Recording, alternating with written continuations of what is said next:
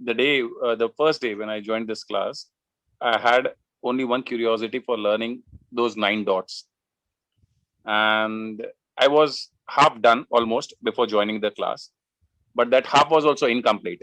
I would rather say, I would put in my simple words that I learned those nine dots completely, and getting trained from a teacher like you, where you are compassionate, along with you have kept your cool throughout the session, no mind whatever kind of queries you have been bombarded with, but the way you carried out all these things is really influencing. Definitely it should be it should be imbibed in, we should take it in our real sense.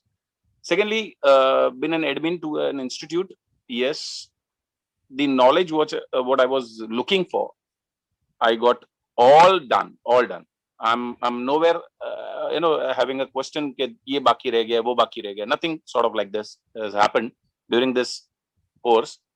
uh, to join the course, it was a last minute decision. I had said very well for Ankush sir as well. Just few hours before I happened to join the course, and yes, my decision was completely,